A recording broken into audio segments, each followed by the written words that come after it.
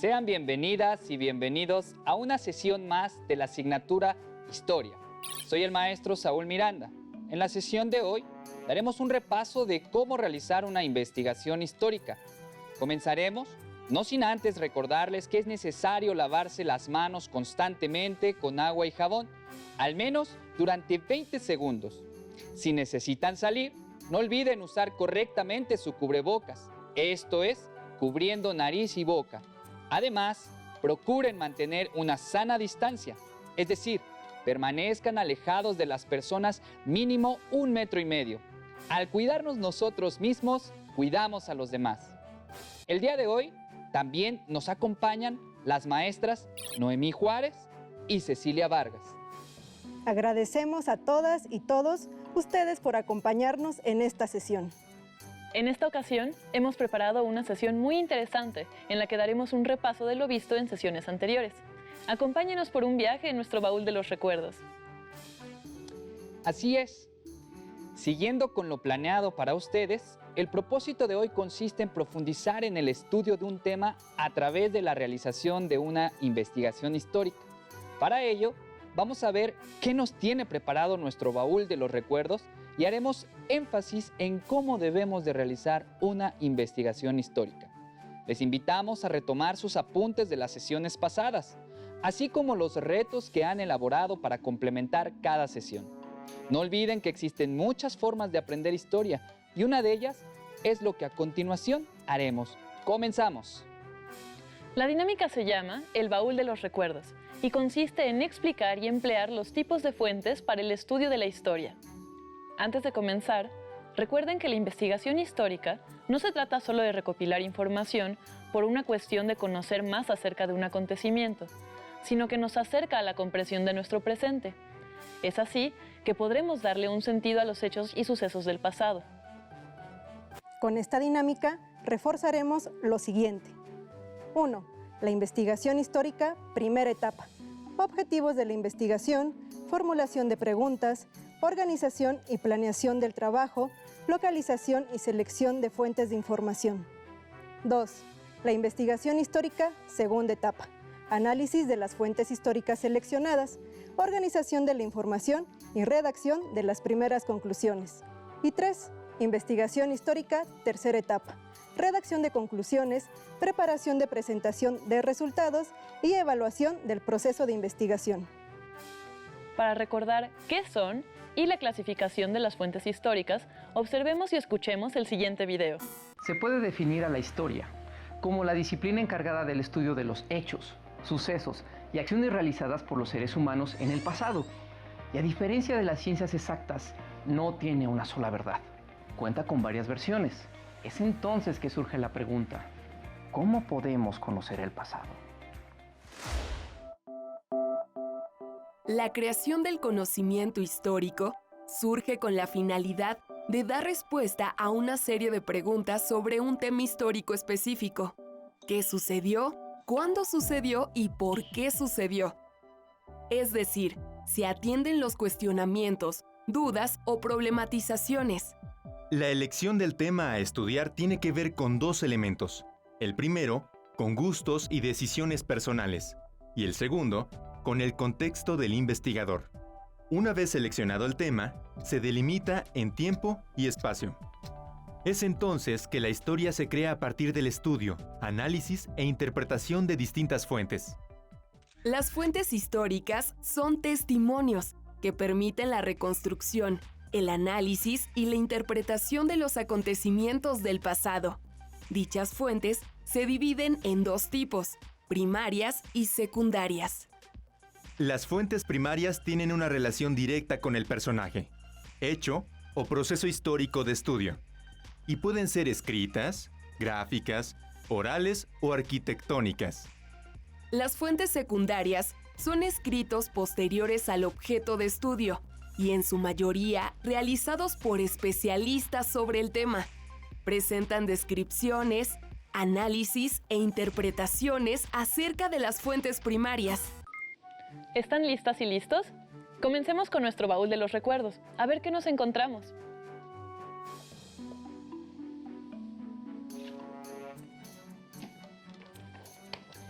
el folleto de Thomas Paine, El sentido común. Inspirado en las ideas ilustradas, este folleto influyó muy fuerte en la opinión de los colonos ingleses de Norteamérica a favor de la independencia. ¿Sabes qué tipo de fuente es? Exacto, una fuente primaria.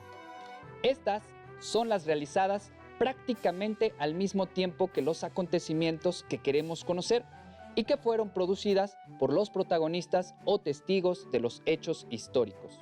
Como recordarán, las fuentes primarias son la herramienta principal de un historiador para reconstruir un hecho o proceso histórico. Este surge a partir del estudio, análisis e interpretación que el historiador hace de la fuente primaria. Más que encontrar respuestas, el historiador tiene que hacerle preguntas para reconfigurar lo que no aparece en dicha fuente. ¿Recuerdan cuáles son los elementos que deben tomar en cuenta al comenzar una investigación histórica? Dejemos que la maestra Cecilia nos ayude a recordar. Con muchísimo gusto. Lo primero que deben hacer es elegir un tema. Nuestro tema y la pregunta histórica que guía la investigación debe ser formulada porque nos gusta o nos interesa mucho el tema, o porque tenemos necesidad de saber sobre él. Debe referirse a un tiempo, lugar y aspecto o aspectos en específico. Por ejemplo, pueden iniciar preguntándose si un libro puede cambiar las ideas de un ser humano. Segundo, deben tener claro cuál será su objetivo y así poder comenzar a generar las preguntas que les ayudarán a alcanzarlo. No olviden que los objetivos deben comenzar con un verbo en su forma infinitiva. Por ejemplo, identificar, comprender, explicar, analizar, entre otros. Tercero, localización y selección de las fuentes de información. En este caso, las fuentes históricas son las que les ayudarán a alcanzar el objetivo propuesto, por lo que deberán recopilar tanto las fuentes primarias como las fuentes secundarias que les ayudarán en su investigación. Y por último, deberán planificar su trabajo. De esta forma, su investigación tendrá forma y será congruente con el objetivo que planearon al inicio. Y por último, deberán planificar su trabajo. De esta manera, su investigación tendrá forma y será congruente con el objetivo que plantearon al inicio. Muchas gracias, maestra Cecilia. Sin duda, nos quedó claro cómo se comienza una investigación histórica. Ahora, invitamos a la maestra Noemí a que sea usted quien se acerque a nuestro baúl de los recuerdos y nos muestre qué otros objetos contiene.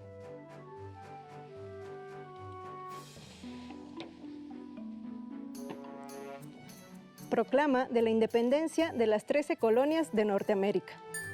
Esta proclama marca el comienzo de la independencia de las 13 colonias de Norteamérica, en donde se verán concretados los anhelos libertarios de los colonos.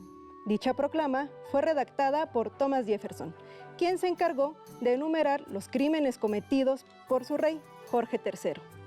En este documento apreciamos las ideas que se venían gestando en Europa y veremos materializado la idea de que el gobierno debe sentarse en el consenso de los gobernados y no solamente en la imposición de un solo hombre.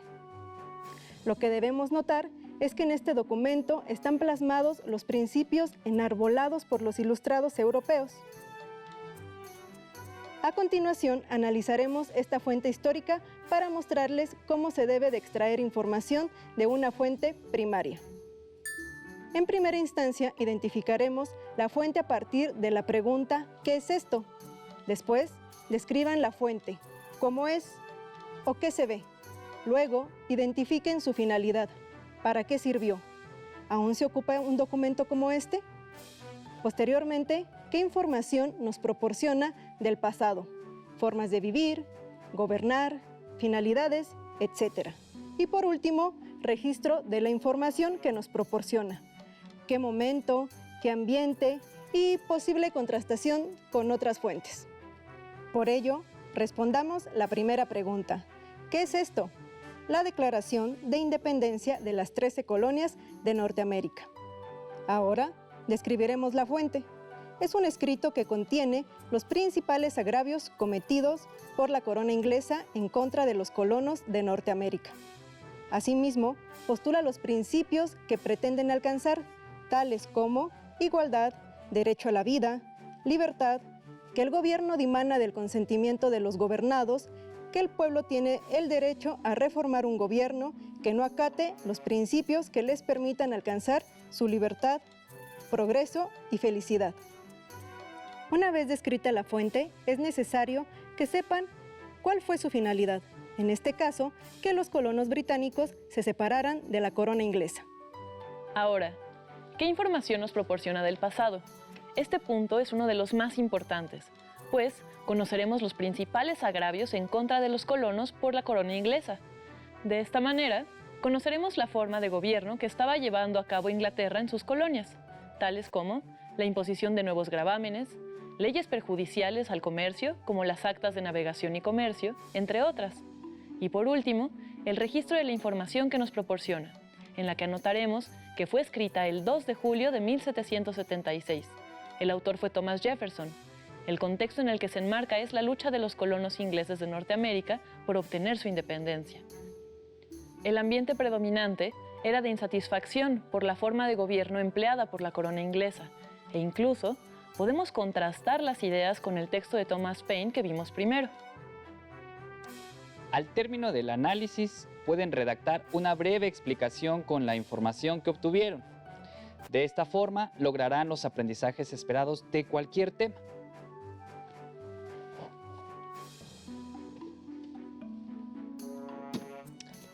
Libro de la breve historia de los Estados Unidos, escrito por Samuel Eliot, Henry Steele y William Lichtenberg.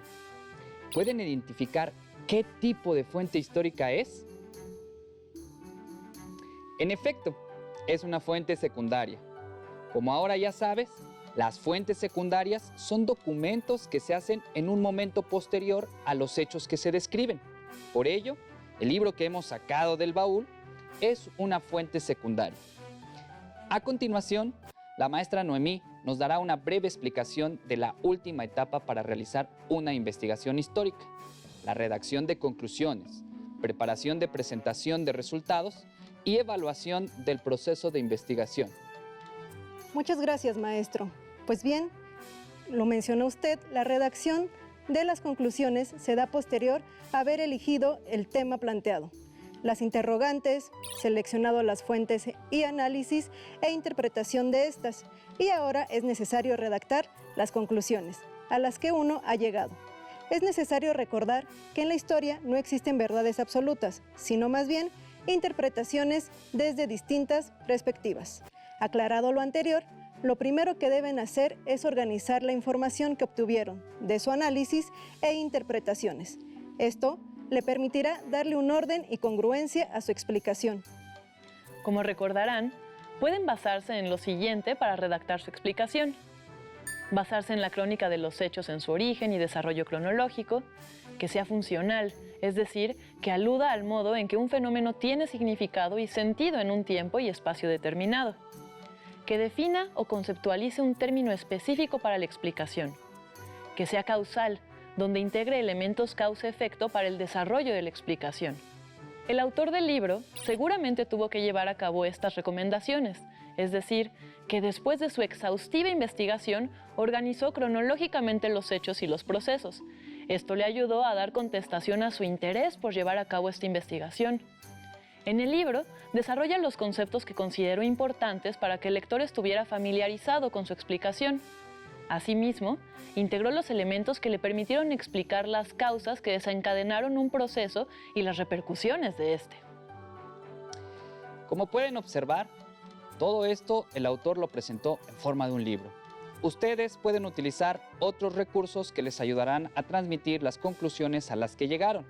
Entre algunas técnicas de presentación se encuentran las maquetas, las revistas, una representación teatral, crear una canción, entre muchas otras.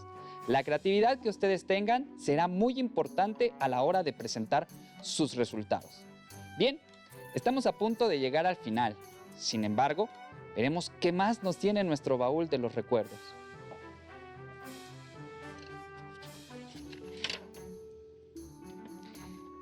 Escena de la firma de la Constitución de los Estados Unidos de América. Pintura de Howard Chandler Christie. Pueden seguir los siguientes pasos para el análisis de una imagen. 1. Identificación del vehículo artístico, que es En este caso es una pintura en óleo. 2. Descripción de lo que se observa. ¿Cómo es? Podemos observar que se encuentran varios hombres dentro de un salón. Algunos levantan la mano en señal de aprobación, otros se encuentran alrededor de una mesa firmando un documento. En la parte de atrás están dos banderas que se parecen a las actuales banderas de los Estados Unidos de América. 3. Identificación hipotética de los aspectos a los que se puede referir, atendiendo al contexto que trata de representar la imagen. ¿A qué se puede referir? ¿Por qué? 4. Evocación de lo que se sabe o búsqueda de información complementaria para verificar la referencia inicial. ¿Dónde puedo encontrar información para verificar mi hipótesis sobre la imagen? 5. Anotación o registro escrito argumentado de la información obtenida. ¿Cómo esquematizo o resumo lo que he verificado? En este caso, la imagen nos puede ayudar a identificar el tiempo y el espacio histórico, pues a partir de las referencias que uno tenga junto con la información que se recaude, podemos dar cuenta de un horizonte temporal y espacial. Por ejemplo, la imagen hace alusión a la firma de la Constitución de Estados Unidos en Filadelfia en 1787. Con esto, tenemos dos referencias que nos ayudan a identificar el tiempo y el espacio histórico en el que se desarrolló este acontecimiento. Ahora, ¿qué tipo de fuente es?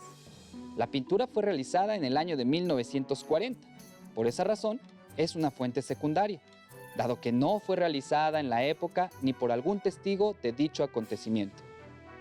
Por último, y como forma de retroalimentar su investigación, es necesario evaluar las dificultades que tuvieron al emprender su investigación, si alcanzaron el objetivo planteado, si la información fue la adecuada o suficiente para responder sus cuestionamientos, si lograron identificar el tiempo y el espacio, si hubo orden y congruencia en la explicación. Esto les permitirá saber si cumplieron exitosamente con su investigación. ¿Qué creen? Se nos ha terminado el tiempo. Así que antes de despedirnos, vamos a recapitular lo que vimos en esta sesión de repaso. 1. Vimos qué elementos debemos tomar en cuenta para comenzar a elaborar una investigación histórica. Elección del tema, objetivos de la investigación y formulación de preguntas, localización y selección de las fuentes de información, organización y planeación del trabajo. Cómo analizar una fuente primaria y secundaria. Dónde es necesario identificar la fuente, describir la fuente, establecer su finalidad, información que proporciona del pasado, registro de la información proporcionada. 3. Redacción de conclusiones y evaluación de la investigación. En efecto, maestra. Esperamos que este repaso haya sido de utilidad. ¿Recuerdan cuál fue nuestro propósito? Profundizar en el estudio de un tema a través de la realización de una investigación histórica. Les sugerimos consultar también su libro de texto para contrastar la información o bien complementarla, así como el empleo de otras fuentes primarias y secundarias que seguro ya lograron identificar y analizar. Para complementar la información, les invitamos a ver y escuchar el siguiente video.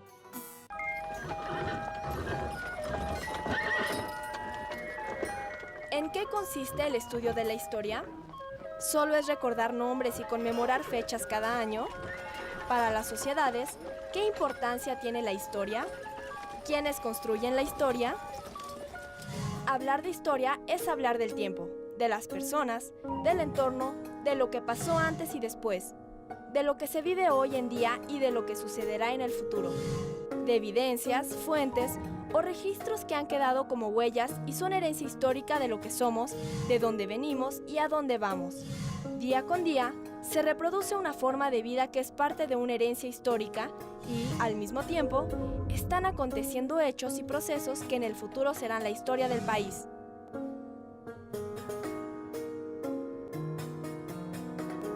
Georges Duby, un historiador francés, decía que no sabemos para qué sirve la historia, como tampoco sabemos para qué sirve el arte. Y sin embargo, no podemos entender la vida sin la historia y sin el arte. La historia es la base de la memoria.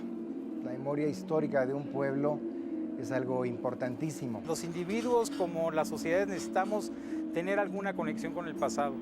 Piensen ustedes, por ejemplo, por qué todas las familias guardan con tanta devoción y cuidado las fotografías de los parientes. Nos hace ser generaciones que no quedan en el Alzheimer cultural, es decir, que son generaciones que quedan desmemoriadas o que quedan acéfalas y que simplemente viven en el presente hedonista, instantáneo, inmediato, que es la gran cultura de la modernidad que hoy día se forma.